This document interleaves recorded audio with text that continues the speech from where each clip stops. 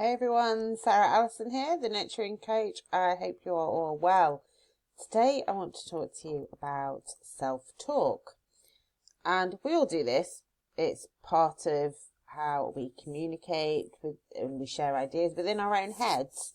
And it doesn't mean that we have any mental health problems. It's perfectly natural that we talk to ourselves. It's a way of us it's a way of communicating and giving instructions. But what tends to go wrong is that our self-talk can be quite negative, actually. We could talk worse to ourselves than we would dream of talking to anybody else. And so that's what this is about today. We're going to look at 6 different ways that you can talk to yourself. And this is by www.innerdrive.co.uk, who do lots of work on this sort of thing.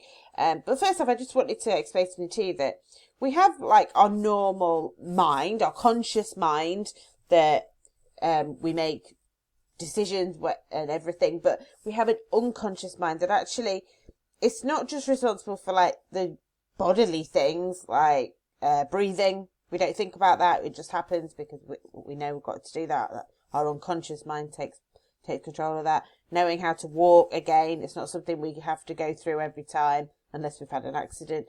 It's something you just know how to do. This is your unconscious mind. But your unconscious mind, it's about, if you relate it to the age of a child, you need to give it very specific instructions when you're conversing with your unconscious mind. So that's part of the goal setting process, is to be very concise and very clear about what your instructions are, because your unconscious mind is childlike, really. So the more specific the instructions, the better it's going to understand them and the better it's going to do it. But let's focus on self-talk for today. So one of the first things is to say stop. We all have negative thoughts. We can't help it. It's something will happen. We'll get stuck in a traffic jam and we'll start saying, "Oh, typical, this always happens to me." Saying stop to yourself is a great way to just let go, to put a line in the sand, and it quickly changes. It's a great way to just switch focus just by saying stop. Next one is ask yourself questions, and your brain will automatically generate solutions for you. It's incredibly clever. If you think about all the things that your unconscious mind does, I've listed a few of them. It knows how to breathe, it knows how to walk, it knows how to do all these things that it does kind of on autopilot. It's taking on board all of this information, and we take on board something like 2 billion bytes of information a second. That's because that's all that you can see, all that you can hear, all that you can feel. Your brain is taking on board all of that, and so your brain is so clever. You have the answer to whatever puzzle you have inside of you. So if you're not sure how to do something, ask yourself. You will know. Next one is to give yourself instructions. Like I've just explained, the clearer the instructions, the better. Your brain needs very clear set of instructions to be able to deliver on exactly what you want. So it's no good saying, I want to be happy, because that's very broad. And actually, you might just have a glass of water, and that might make you feel happy for 2 minutes. So your brain's done what you asked it to.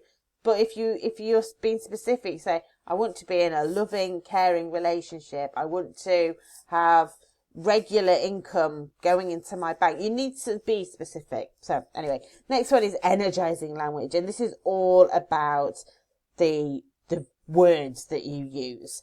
And you can really G yourself up really easy. There's a reason that we listen to certain songs. It's all because of the momentum of the beat. And you can get that from the words that you use. So think about some energizing ways of doing it. You can do this. I can do this. I can achieve anything I want to. I am super excited. These are all energizing statements, as opposed to I really can't be bothered. I'm so tired. They're very negative. So think about the language that you use when you're talking to yourself, because that will have an automatic impact on the mood that you're in, and your motivation within your body and your energy levels will be affected by the language that you use. Next one is second person, and actually this is all about sort of detracting yourself from. So you've got your mind, your conscious mind, and then you've got your unconscious mind, and it's seeing them as two separate entities. And like I said, your unconscious mind is like a child, so you could talk to it and say, you do this, you do that. Give it specific instructions like it was another person. And studies have shown that actually that improves the outcome when you do use the second person. And the final one is, and this probably seems pretty obvious, but it is important, is surround yourself with positive people. It's very easy to get dragged down into the mire by someone, isn't it? So simple. All it takes is someone who is quite negative, quite draining, and you'll start to feel that way yourself. You kind of feed off of their emotions.